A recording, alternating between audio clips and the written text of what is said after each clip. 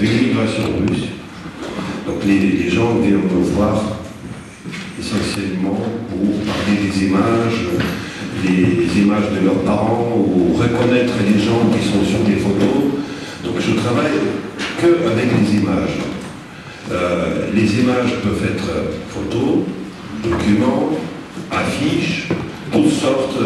Donc c'est visuel qui existe autour de nous. Voilà, c'est visuel.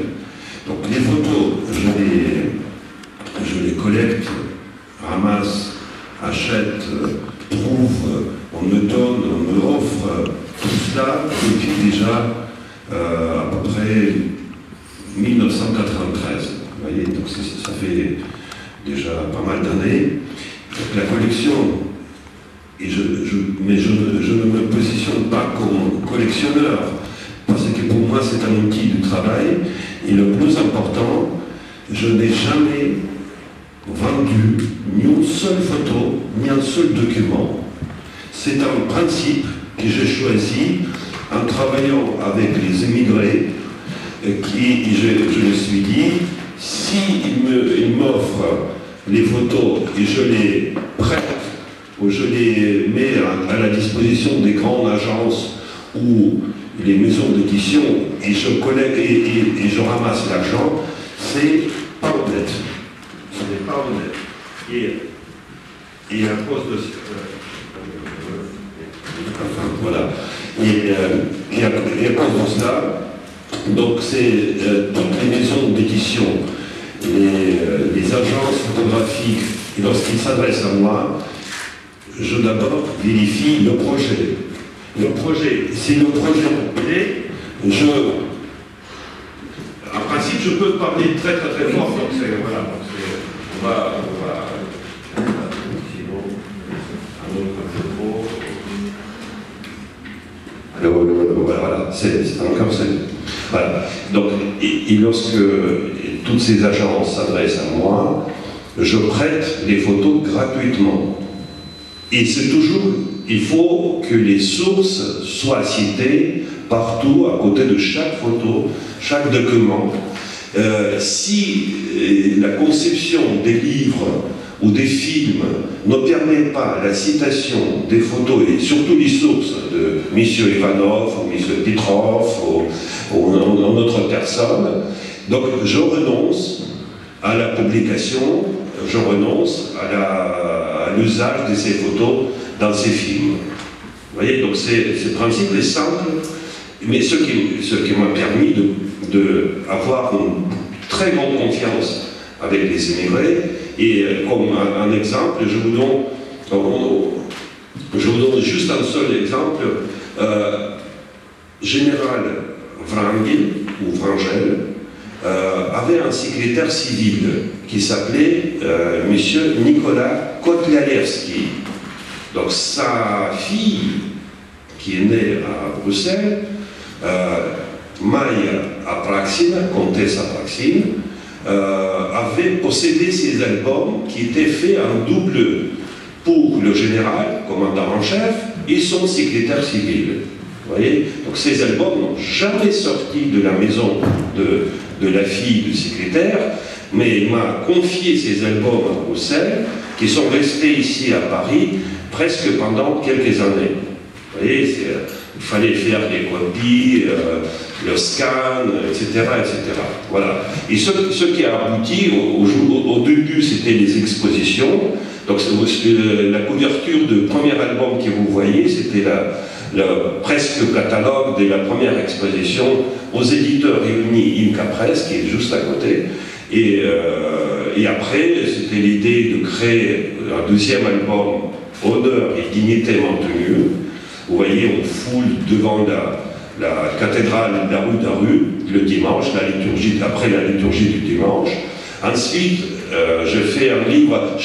Ce n'est pas des tomes ou des volumes, ce sont des albums indépendants.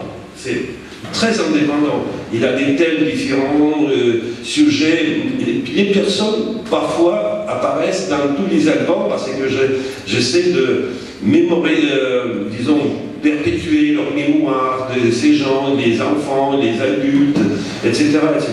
Donc et ensuite, étant donné que tous ces gens sont passés par différents pays de l'Europe, j'ai créé un album qui s'appelle Le Grand Exode Russe. Vous voyez, 22 pays à travers toute l'Europe, comment les réfugiés russes ils ont traversé, et là c'est né le sujet et disons l'idée de un jour faire un chapitre émigrés russes voyageurs, parce que tous ces gens ils sont devenus malgré eux des voyageurs. Et les gens qui habitaient en Oural, à Ekaterinbourg, en Perm, ils n'ont jamais sorti de la Russie impériale de l'époque, et tout à coup, ils participent dans tous ces combats à la Crimée, la fin de 1920, mois de novembre, c'est l'exode, 150 000 personnes approximativement. 150 000 personnes partent en exil, il y a d'autres qui continuent la lutte vers la Sibérie et l'Extrême-Orient, et cette lutte va durer jusqu'à 1922, même 23, et sachez qu'il avait des interventions régulières, presque chaque mois, tous les 2 mois, des côtés de la Mandchourie, c'est la partie de la Chine, et de là venaient des petits groupes, des gens qui venaient sur le territoire russe, faisaient on peut le dire avec notre langage moderne, qui sont des terroristes. Mais là, ils se battaient contre les bolcheviks. Vous voyez, donc ils pensaient qu'avec ces actions, ils pouvaient faire peur les bolcheviks, et comme ça, ils vont libérer différents espaces du territoire de l'Empire russe. Voilà. Ensuite, mon ami s'est adressé, Vitaly Joumenko, il s'est adressé à moi pour lui aider à faire le livre L'Armée Blanche, portrait d'officiers russes. Malheureusement, bon, c'était un petit peu à l'italienne, pas le même style. Le livre sortait un petit peu de l'ordinaire. Vous voyez ici la jaquette russe, il avait la jaquette française et la jaquette anglaise. En anglais, White Army, Portrait of Russian Officers. Et puis, je fais un livre parce que chaque année, j'allais en pèlerinage à Mourmillon. Et je me suis dit, il y avait 45 000 personnes, et personne n'a jamais fait un livre, un album photo sur ces gens qui se battaient en France. Et à ce moment-là, j'ai vu un livre de Pierre Miquel, qui est un historien français assez réputé, et qui, sous sa direction, est sorti un livre qui s'appelait 14-18, 1000 photos inédites de la Grande Guerre. Et là, en feuilletant le livre, je n'ai trouvé aucune photo du russe. Je me suis dit, mais monsieur Pierre Miquel, je vais vous faire un livre, 1000 photos inédites du corps expéditionnaire. Parce qu'il y avait plein de photos partout. Hein. C'est vraiment, on peut trouver partout ces photos. Mais bon, je n'ai pas mis ce titre pour ne pas l'offenser. Pierre Miquel, et en plus, j'ai appris qu'il était mourant. Donc le livre est sorti sous le nom Le corps expéditionnaire russe en France et à Saint-Denis, 1916-1918. Et puis ensuite, vous savez, lorsqu'on crée un livre, les photos sont poignantes, ils sont très difficiles, ils sont très durs. Les gens qui sont déracinés, qui ont tout perdu, et en même temps montrer les spectacles, la musique, etc., c'est un petit peu aberrant. Moi je ne pouvais pas, à côté de la misère, à côté publier une autre photo, les gens qui sourient ou s'amusent, qui font du spectacle, même si sur le sujet un petit peu patriotique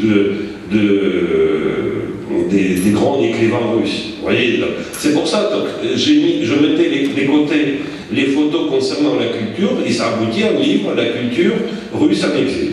Voilà. Donc ça, c'est juste pour une petite introduction.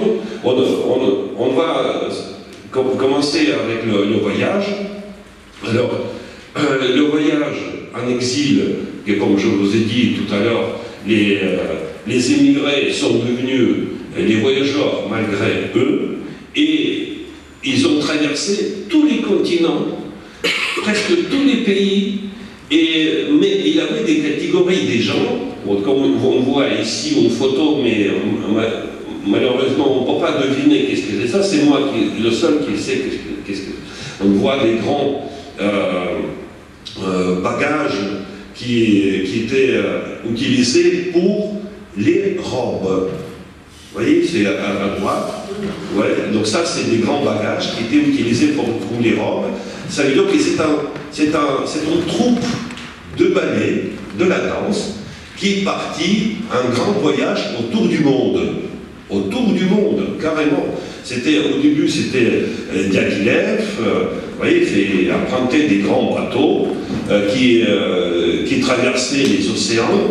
Il partait vers les États-Unis ou l'Australie, Nouvelle-Zélande, Polynésie française, et ils ont traversé tout, ils ont tout vu. Donc c'est les plus grands voyageurs de tous ces immigrés sont devenus les artistes. Premièrement, c'était les artistes. Bien sûr qu'il y avait d'autres personnes, je vous dirai qui voyageaient. Voilà, donc c'est ces artistes, commençant par les ballets russes de Diaghilev. C'est le nom, il faut que vous sachiez que c'est le nom ballet russe, c'est le nom propre. C'est pas que les artistes étaient d'origine russe. Non, c'est les ballets russes, c'est le nom propre qui était déposé, cette marque était déposée lorsque le ballet se trouvait à Monte-Carlo. Au début, ça s'appelait ballet russe de Monte-Carlo. Ensuite, les ballets russes tout court. Il avait plusieurs nominations. Et ensuite, lorsqu'Diaghilev décède, après, c'était des héritiers, comme Serge Defal, ou colonel de Basile.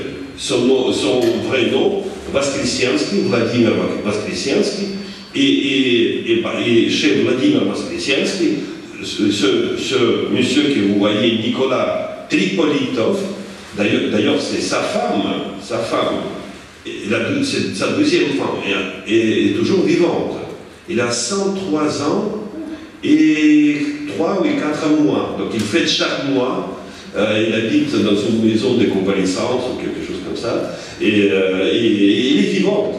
Et d'ailleurs, si vous prenez les premières encyclopédies de la danse éditées en France, c'était des grands albums,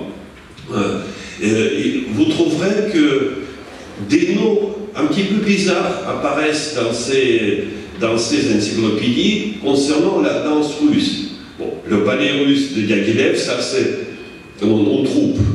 Mais il avait aussi des duets, il avait des trios, il avait des gens des petits groupes de jusqu'à 5, 6 personnes qui se formaient des petites troupes. Ils partaient, voyageaient, les uns faisaient ceci, les autres faisaient cela. Nicolas Tripolitov a fait entrer dans la première encyclopédie de la danse avec sa première femme qui s'appelait Olga Smirnov.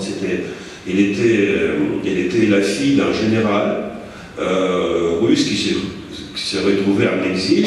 Et donc ce couple-là se produisait comme Alexandre et Clotilde Sakharov. C'est aussi extrêmement connu dans le monde entier.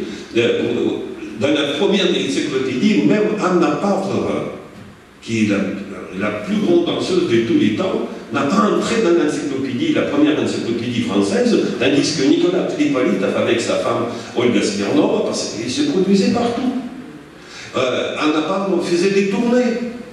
Les tournées, c'était très ciblé, tandis que là, ils étaient presque dans toutes les villes, comme ça, d'une ville à l'autre, dans les cabarets, dans les restaurants, dans les théâtres, cinémas. Vous savez, avant les cinémas, avant les séances des films, il y avait toujours des petits spectacles, soit des clowns, soit des danseurs, ou des danseuses. Il avait des magiciens, il avait toutes sortes de gens qui, entre il fallait charger les pellicules, vous voyez, donc c'est entre les pellicules et tout ça, donc les gens se produisaient. Voilà. Et ici, c'est ça c'est la danse un petit peu. On voit ici les photos sur un bateau. Un bateau, à première vue, on peut tout de suite distinguer que ce sont des officiers. Là, ce sont les officiers de la marine qui ont participé aux différentes opérations militaires organisées par l'armée blanche, ou les armées blanches, parce qu'il y en avait à peu près 10, 12 armées blanches. Et là, ils étaient internés en Pologne, et sur cette photo, ils reviennent de Pologne, parce que c'est la fin de la Première Guerre mondiale, et ils reviennent de Pologne vers la Crimée. Et là, ils apprennent que c'est l'exode déjà, et ils sont inutiles. Donc, et là, ils rejoignent les troupes russes, ils partent à Bizerte. Bizerte, c'est le protectorat de la France. Et là, la flotte se retrouvait à Bizerte. Les gens, les Russes, les militaires essentiellement, sont restés à peu près 1 an, 2 ans.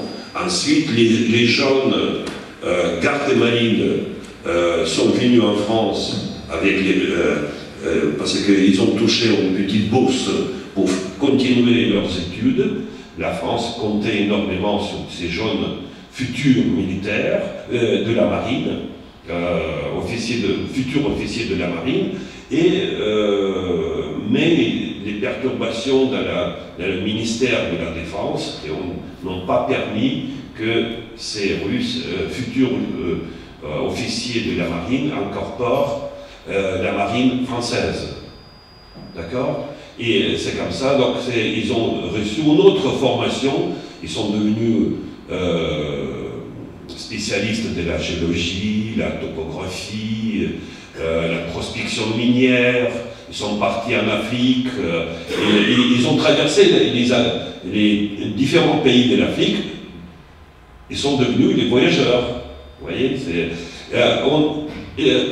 un des grands voyages entrepris par les officiers et surtout par l'armée russe, c'était le grand voyage des enfants, les cadets, qui sont partis d'abord vers Vladivostok, c'est l'Extrême-Orient, vers Vladivostok, de Vladivostok vers l'île Rouski, russe, ça s'appelait les Russes. Ils se trouvaient juste à côté le pays qui est divisé aujourd'hui, c'est la Corée. Mais à cette époque-là, c'était un seul pays, donc c'est la Corée. Il y avait pas mal de Russes qui se sont retrouvés en Corée. Là, ils n'avaient pas de travail, ils n'avaient pas de camps spéciaux pour qu'ils restent, se forment et continuent à travailler. Alors ils sont partis vers Harbin, Shanghai. En Shanghai, il y avait beaucoup de perturbations. Ce navire que vous voyez, il se trouve à Suez. C'est le canal des Suez. Ils ont traversé, ils partent à Shanghai, de Shanghai ils traversent les océans et ils partent à travers le canal des Suez. La destination, c'était la Serbie. Donc ils se sont retrouvés en Serbie. Vous voyez, ça c'est l'Égypte.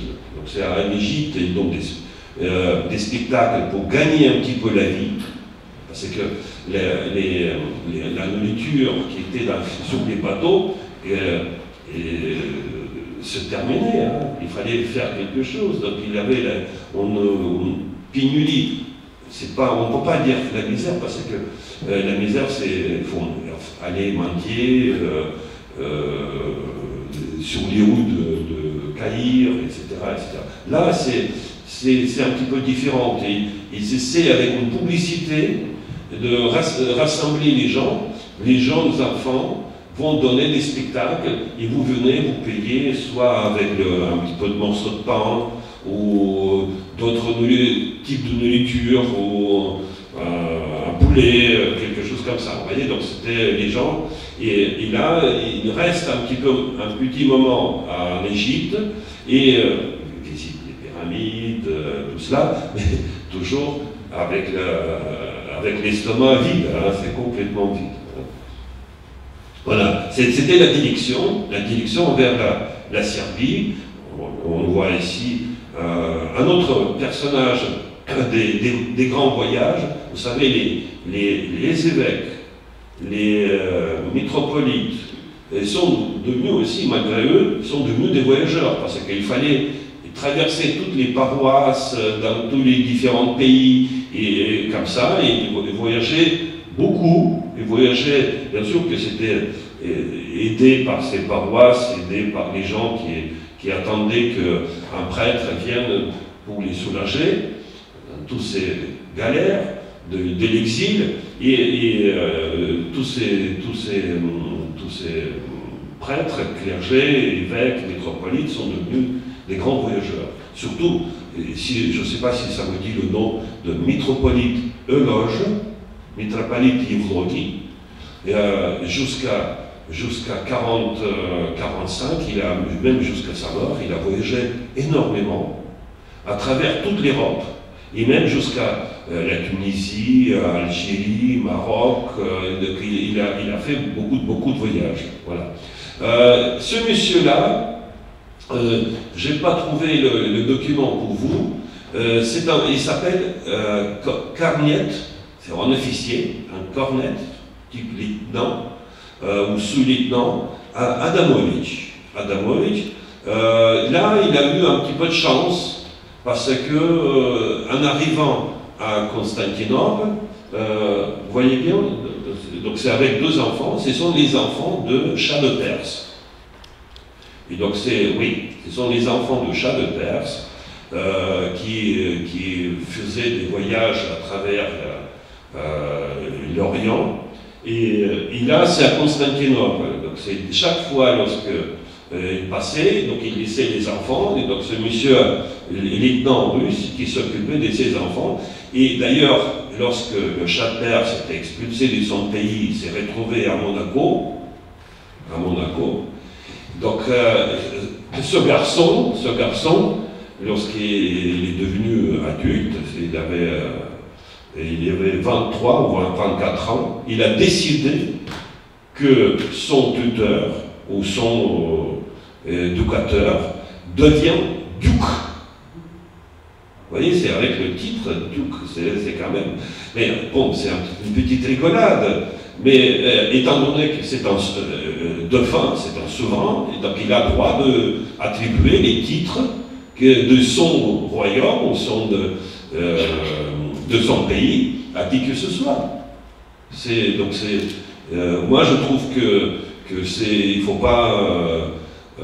bon, on peut se rayer un petit peu qu'un simple devienne un duc, oui, un prince ou quelque chose comme ça, mais pourquoi pas. Voilà. Excusez-moi, oui. C'est quelle date exactement? Donc ça, c'est cette photo qui date de à peu près la fin de 1921 ou 1922. Donc c'est les Kadjars. Vous savez mieux que moi. je connais pas. Moi, je retiens que les noms russes, sincèrement. Voilà. Alors, donc ça, c'est un autre sujet. Donc c'est un médecin, et vous voyez une hernie intestinale qui est énorme. Donc d'ailleurs la femme ne pouvait pas ouvrir son visage. Ça se passe toujours, en Perse. Donc c'est ce monsieur, le médecin, il a traversé la frontière de la Russie où la région de 7 rivières, c'est le sud de la Russie, c'est à côté de la mer Caspienne. Il a traversé, il est entré dans le territoire de Perse, et là, il exerçait un métier en voyageant presque dans tous ces pays, dans l'entourage du Shah de Perse. Vous voyez? Donc et un jour, invité par la cour, comme médecin et en même temps comme un intellectuel, comme un voyageur, donc on lui a proposé de voir les albums qui étaient juste à côté, à l'entrée de la salle. Et là, il a trouvé son album de sa famille. Ça, c'est un scoop, un petit scoop. C'est sa fille qui m'a raconté. Mais le chat a dit, écoutez, je l'ai trouvé, ça appartient à moi. Trouvez-moi au puce ou quelque part un autre album, et probablement je vais faire un échange. Il avait cherché un album, et cet album maintenant se trouve chez moi. Voilà, parce que la fille a commencé à perdre la vue. Donc, comme souvent apparaît, les enfants ne s'intéressent pas du tout à l'histoire de leurs parents. Et d'ailleurs, cet album était en très mauvais état. Et donc, il a décidé qu'il reste chez moi.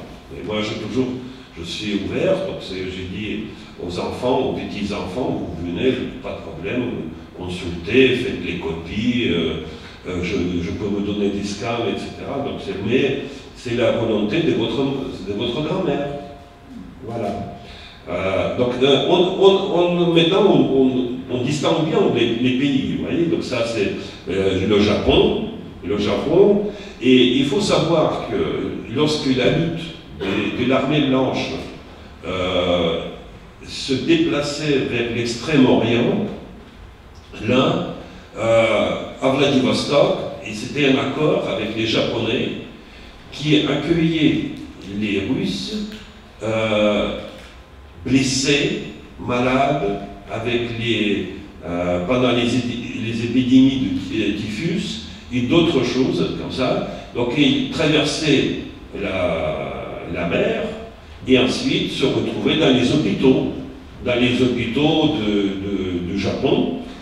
Ça durait à peu près jusqu'à 1923. La colonie russe au Japon est vraiment très minime. Hein. Il n'y a pas beaucoup de gens.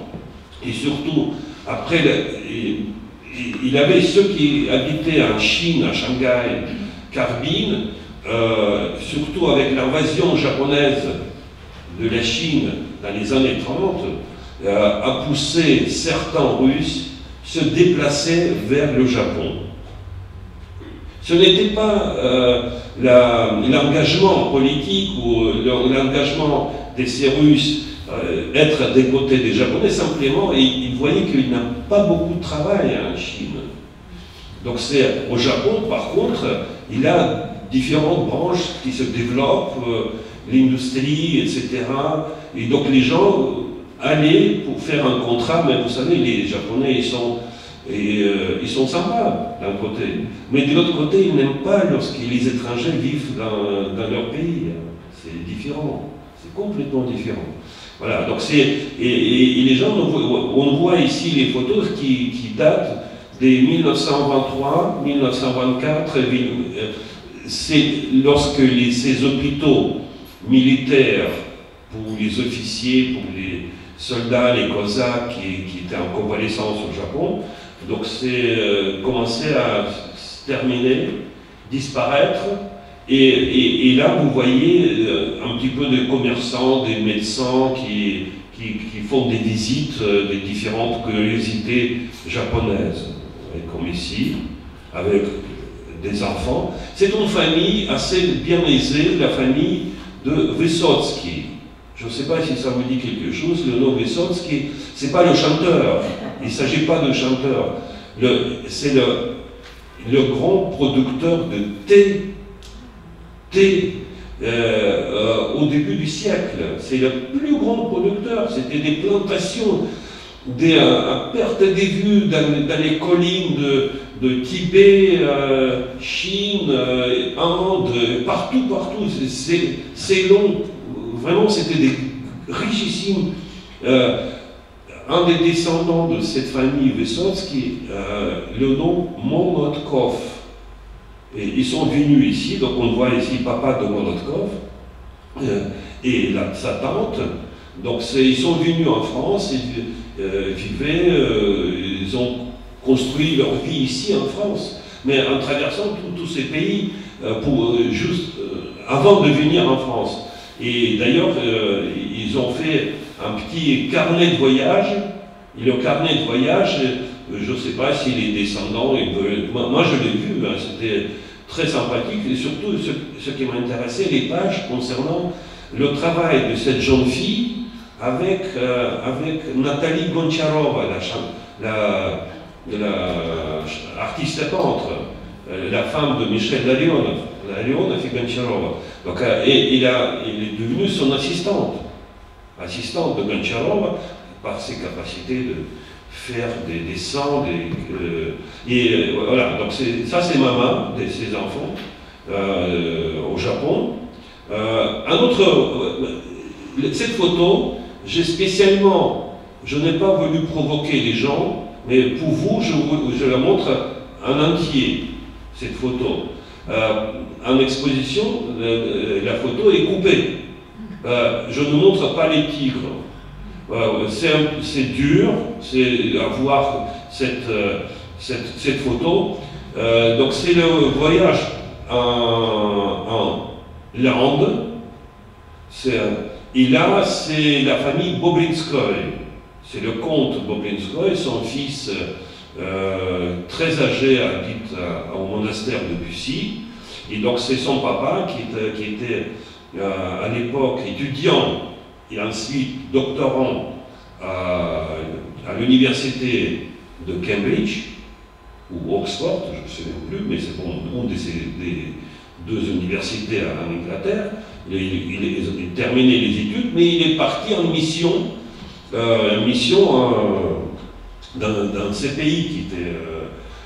L'Inde était protectorat un petit peu de l'Angleterre.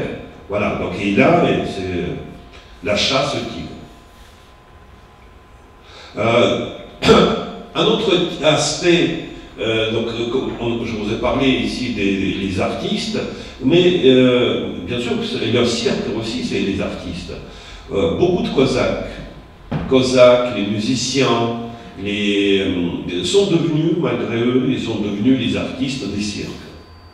Il avait souvent, dans les sessions précédentes de ce salon du livre à la mairie de 5e, venu un monsieur Tikhomirov. Donc son papa était musicien dans le cirque, qui a traversé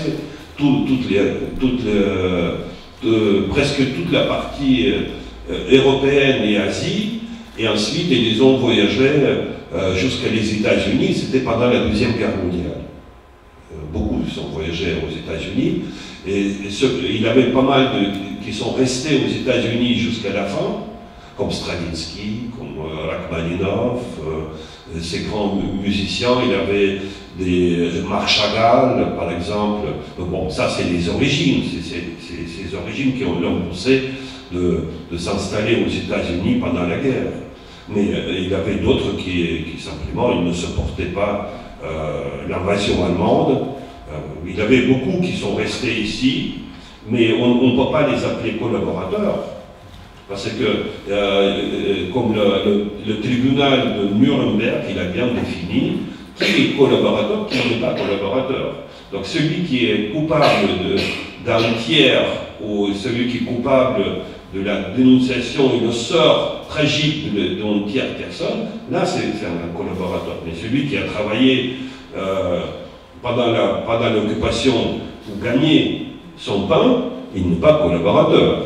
On peut dire, et comme ça, il y avait beaucoup qui sont restés, même si, par exemple, souvent on disait que Nina Gerberova, moi je n'aime pas cette femme écrivain, mais du tout, vraiment je la déteste.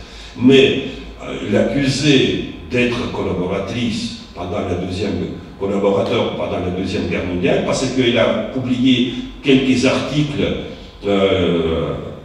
assez apolitiques d'ailleurs, dans les journaux russes. On ne peut pas dire que c'est un collaborateur. Pas du tout. Il a dénoncé personne. Elle habitait à Longjumeau, près de Paris, Nina Gerberova, avec son mari, Makiev. Il n'a jamais dénoncé personne. Il n'a jamais fait quoi que ce soit. D'ailleurs, et si vous vous intéressez un petit peu à la Deuxième Guerre mondiale, il avait un chef des Russes, un certain Yura ou Georges Jerebkov. Non, vous n'avez jamais entendu ce nom, Jerebkov. Il travaillait délivrant les papiers, s'occupait des enfants russes au port des cadets de Versailles. Il s'occupait en général de tous les Russes. peut l'appeler comme capot des Russes pendant le deuxième. Mais il s'est sauvé en 1944 à la libération de Paris, il s'est sauvé en Espagne. Et là, personne ne comprend pas qu'est-ce qui se passe. Le grand-duc Vladimir Kirill, qui habitait en Espagne, le nomme comme secrétaire. Attendez, grand-duc, qui voyage à travers toute l'Europe, qui visite les cours en Danemark, aux Pays-Bas, en Angleterre, etc., il ne pouvait pas avoir un secrétaire impliqué à la Gestapo. Mais pas du tout. Ils ont trouvé quelque chose qui aujourd'hui, on peut pas, il n'y a pas de document pour cela, mais ce qui prouvait qu'il n'était pas impliqué. Vous voyez? Donc c'est le grand-duc ne voulait pas se salir avec un collaborateur allemand. Pas du tout. Donc ça c'est notre histoire. Donc vous voyez ici, on voit l'inscription Issakos, c'est toute une abréviation du nom russe Issakov. Issakov, bon mais il aurait pu écrire avec deux F à la fin, mais ça c'est beaucoup plus attractif.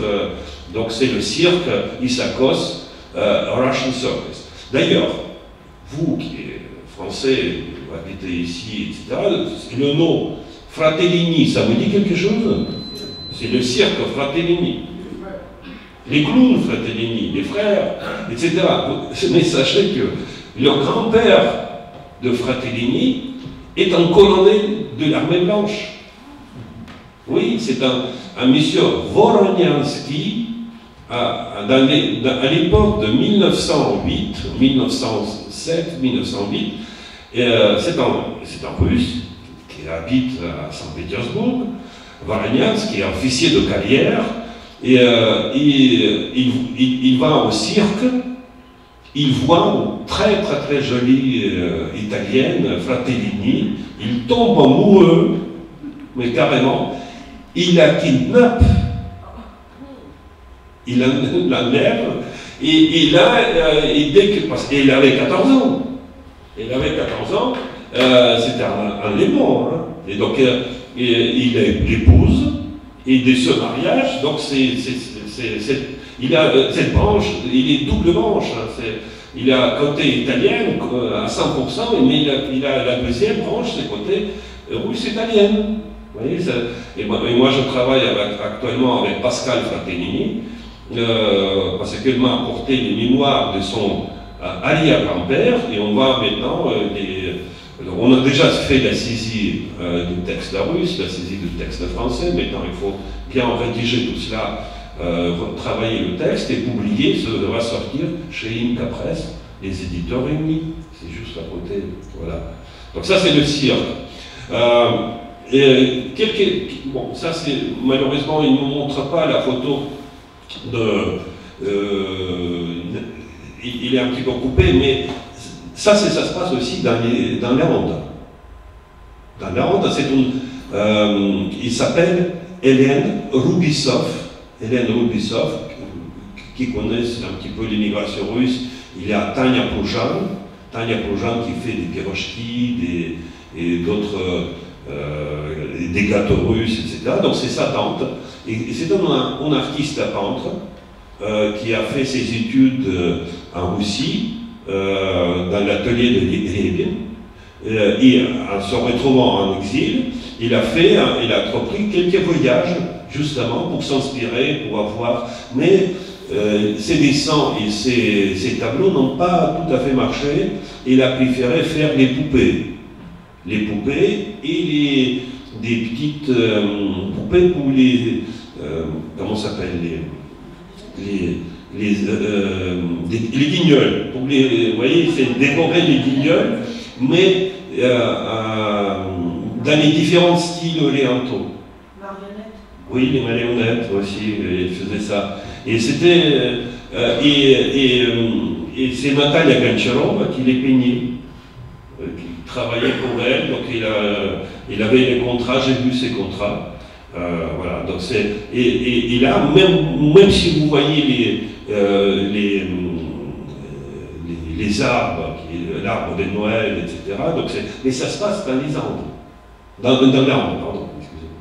Voilà, donc c'était avec ces poupées, on voit ici au mur les sujets qu'il a dessinés, vous voyez, c'est dans le style tibétain, dans le style Népal, africain, etc., etc. Donc il a traversé beaucoup de pays à cette époque-là, avant de s'installer définitivement près de Paris. Voilà. Donc. Et l'autre catégorie, c'est le travail des gens qui se sont retrouvés en exil, comme M. Katkevich, qui habitait en Belgique. C'est le royaume. Donc c'est tous les grands monarchistes russes qui sont partis en exil et préféraient ceux qui étaient vraiment des purs et durs monarchistes, préféraient des royaumes, mais pas l'Angleterre, parce qu'ils considéraient comme le pays qui a trahi la cause commune pendant la guerre civile. Non, non, c'est pas l'Angleterre. L'Angleterre, c'était plutôt pour les grands aristocrates, mais pas tous. Pas tous. Et le pays le plus, disons, accueillant à cette époque, c'était la Belgique. C'est le royaume belgique.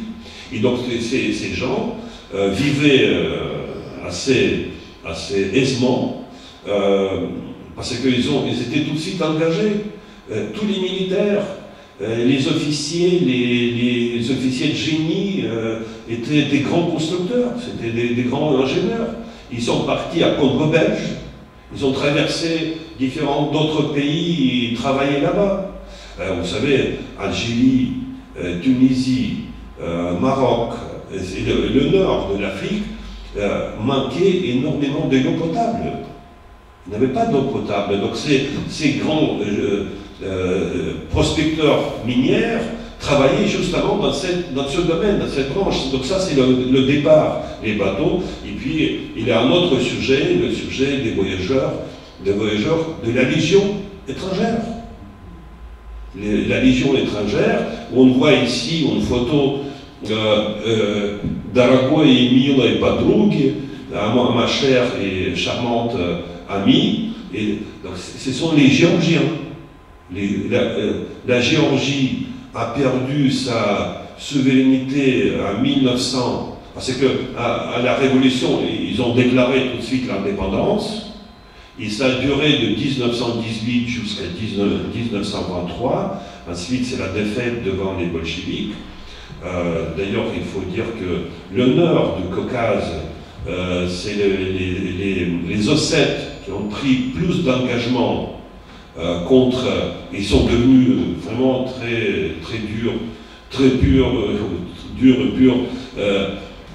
bolcheviques, et ils ont pris vraiment, c'est les premières places dans les troupes de Trotsky au Caucase, contre Vrank, contre d'autres chefs des armées blanches.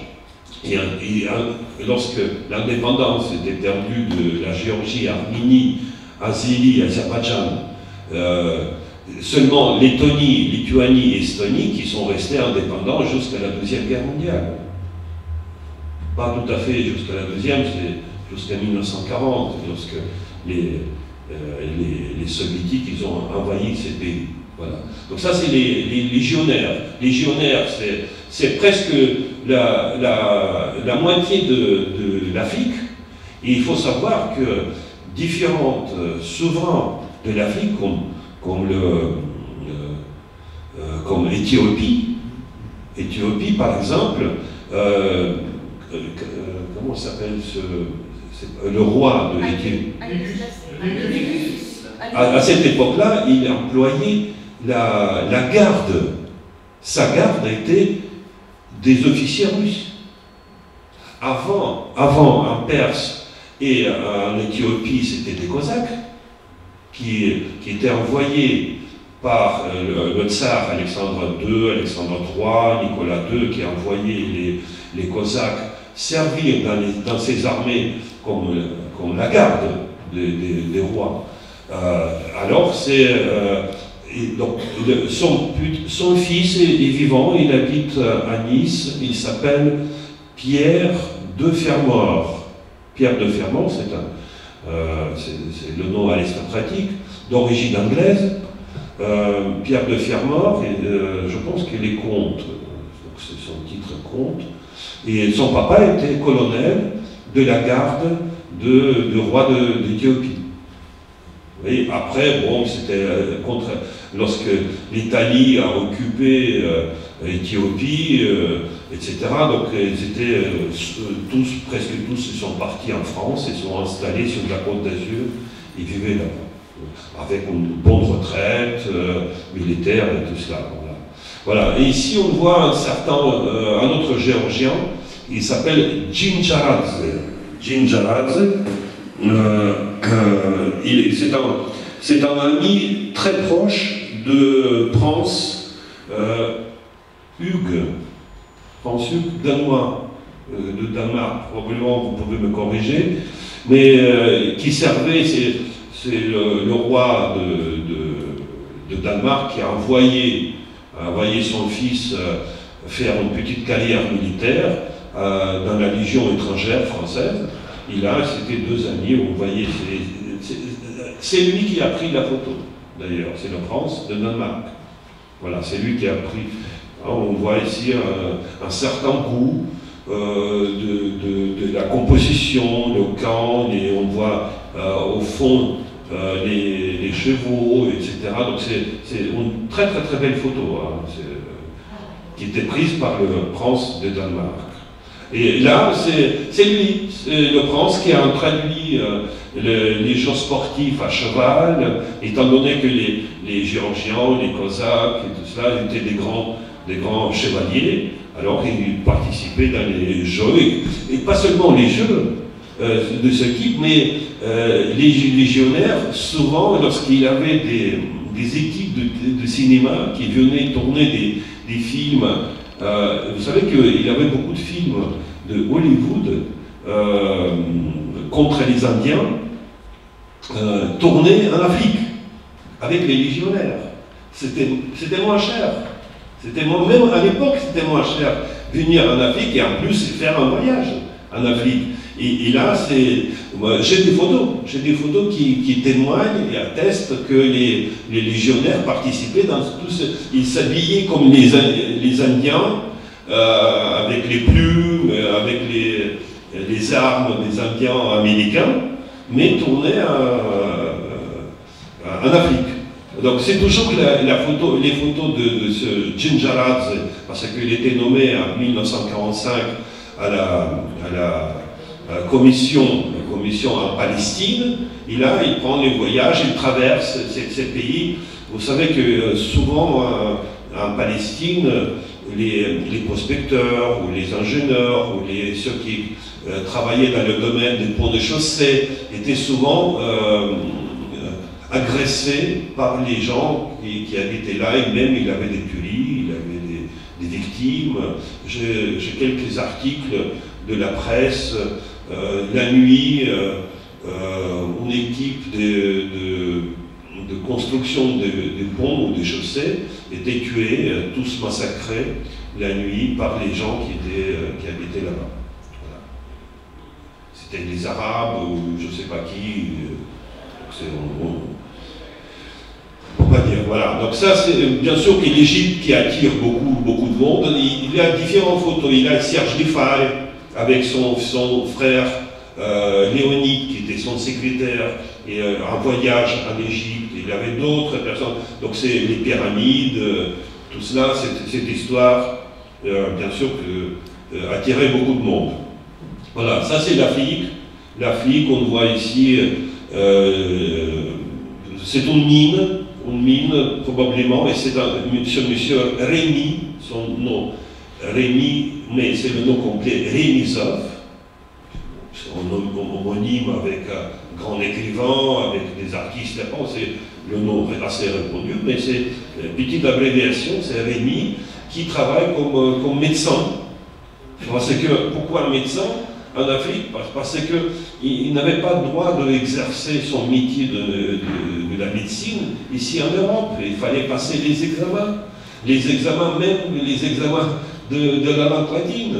Vous voyez, c'est aberrant. Il a terminé l'université de Saint-Pétersbourg, très haut niveau, chirurgien de très haut niveau. Il n'avait pas le droit d'exercer ici. C'était une protection un petit peu du métier.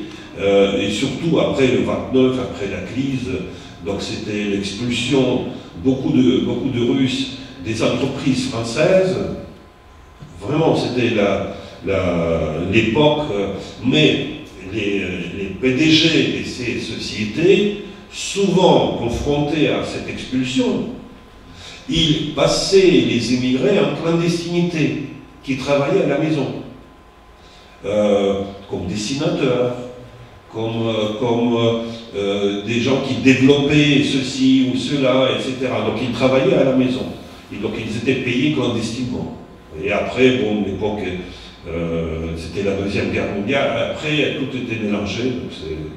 Donc mais beaucoup de Russes qui sont partis en Afrique, comme ici, donc ce médecin soigne les aborigènes, qui d'ailleurs participent aussi dans les tournages des films. Et puis, un des plus grands voyageurs de cette époque, c'était effectivement Yakovlev, Alexandre Yakovlev. Donc ça, il faut se souvenir de ces croisades, si on dit comme ça, croisades noires, jaunes, c'était à travers l'Afrique, c'était l'émission de Citroën. Croisière, pardon, merci. Croisière. Voilà, mais bon, il faut s'amuser un petit peu. Les croisières jaunes, croisières noires, à travers la Chine, Japon, l'Afrique et tout ça. Et c'est Yakovlev qui vous voyez, il tient dans ses bras soit c'est un garçon pygmée, soit c'est un, disons, qui a à peu près 18, 19, 20 ans, à la majorité. C'est un pygmée. Voilà, donc il tient dans ses bras. Et bien sûr qu'ils sont tout petits. Hein. Mais voilà. Il a traversé beaucoup. Donc si vous voyez les livres illustrés par Alexandre Yakovlev, ce sont des pures merveilles. D'ailleurs, il avait une grande exposition au musée des années 30, qui se trouve à Boulogne-Billancourt, et il a fait une magnifique, donc c'était une exposition magnifique des dessins ethnologiques. Donc c'est beaucoup d'artistes qui se sont retrouvés en exil, comme Alexandre Benoît, qui était son ami, comme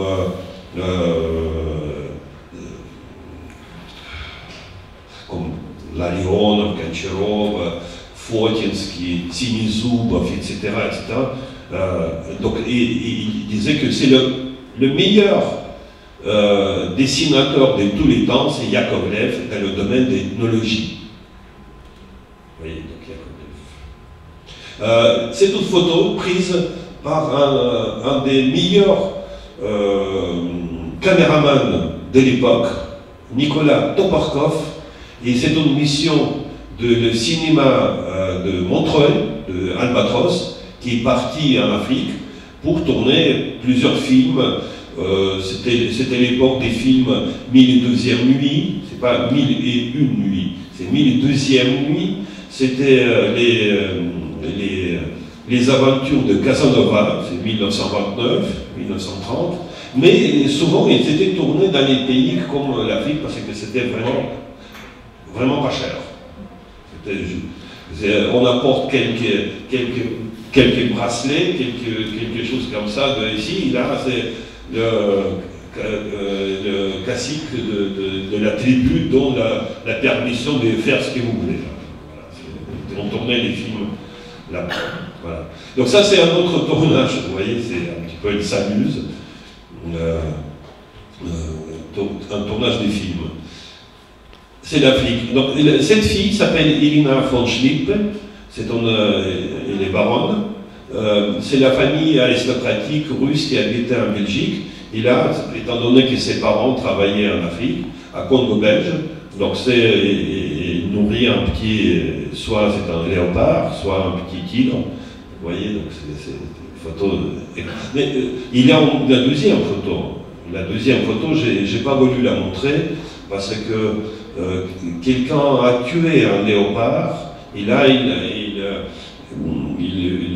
le montre comme ça, les jambes, la queue, etc. C'est pas joli à voir. S'il est là, je vous montre. Ça, c'est Serge Lefal qui traverse l'océan. Il va en voyage aux États-Unis. Il est après la mort de Diaghilev. Il faut dire que c'est pas seulement un digne héritier de Diaghilev, mais c'est un danseur spécialiste des mises en scène. Il a fait 130 spectacles. Il avait quelques reprises. Bien sûr qu'il avait quelques reprises des années 1910, 1911, 12, Pavillon d'Armide, d'autres ballets, mais il a créé lui-même. C'est un génie absolu. C'est un génie absolu, Serge Lefal, de la création des danses. Ce qu'il a fait, bon, pendant la Deuxième Guerre mondiale, lorsque Hitler vient visiter Paris, il était directeur de l'opéra, directeur artistique de l'opéra. Et bien sûr qu'il était obligé de faire une petite visite, mais ce qui lui a valu l'expulsion, pas seulement l'expulsion, il était obligé de partir assez précipitamment, comme d'ailleurs Sacha Guitry, comme Daniel Dario et les autres, ils sont partis. La plus grande victime de cela, c'est Halle-Beur. Halle-Beur, qui est un génie du cinéma. Les Allemands l'ont arrêté, ensuite ils ont relâché, etc. Donc il est décédé à la fin de la guerre, il décède, mais c'était celui qui a des artistes français qui a subi plus. Vous connaissez ce nom, Halle-Beur? Oui. Il est mort en déportation.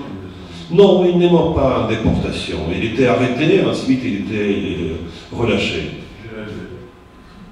Voilà, ça c'est Serge Lefal. On va terminer dans 2 minutes, mais je vous montre ici les troupes qui traversent l'océan aux États-Unis. Donc ça c'est parti les États-Unis, qui a attiré beaucoup de gens, et surtout Nikita Balayev avec son théâtre, La Chauve-souris. Vous voyez, c'est une magnifique photo panoramique. Moi j'ai fait juste une petite photo de la partie centrale, parce qu'on voit ici bien les Cosaques. Vous voyez, c'est les Cosaques, le cirque, Great Far West. Donc ça, c'est un grand cirque qui voyage à travers. Donc ça, c'est aussi les Cosaques déguisés un petit peu en costumes locaux. Voilà, ils participent à Hollywood, les Cosaques participent à Hollywood à un tournage de films. Rachmaninov est grand artiste peintre, Constantin Somov, et donc c'est Somov qui montre un des tableaux à Rachmaninov. Ensuite, la visite de la grande duchesse Marie, c'est la sœur de Nicolas II qui a visite chez les officiers d'un Fort Ontario, près de New York, parce qu'à New York c'était créé un détachement. Un détachement, c'était la sécurité et la police privée, donc c'est les gens travaillaient, les officiers travaillaient dans ce domaine. Voilà, très vite, vous voyez les Kedrov, en voyage aux États-Unis, les Cosaques, visite des Hollywood, les cascades de Niagara, l'orchestre des Cosaques du Don, pas orchestre, plutôt le corps des Cosaques du Don d'un certain Jarov, qui était un génie voilà, c'est donc Cosaque. Mais ils se basaient à Hambourg, mais ils ont traversé le monde entier. C'est voilà les grands voyageurs. J'adore cette photo, elle est à exposition, ce sont les Ratouchev, les nains, les Lilliput. On trouve de la danse classique, un petit peu, et après, lorsque c'était mal vu un petit peu d'un certain public, ils ont commencé à faire des petites miniatures, théâtre, spectacle, voilà, vous voyez, donc ça c'est sur les routes de Hollywood. Bon, je suis obligé de terminer, on peut parler des heures et des heures de ce sujet, de montrer magnifique ballet russe de Monte Carlo aux États-Unis, à travers l'Amérique latine, en Brésil, les Cosaques en Brésil et le président du Brésil qui les accueille, à travers Mexique, l'Angleterre, Venise, Diaghilev avec les femmes. Vous voyez, même Diaghilev a décidé que sa tombe soit sur une île près de Venise. Les enfants qui traversent l'Allemagne sur les bateaux en Australie, vous voyez, Adélaïde, Australie, les années 20. Et tout cela, c'est énorme. Donc c'est vraiment, on peut faire un vrai livre sur le sujet, émigrés russes, voyageurs. Merci.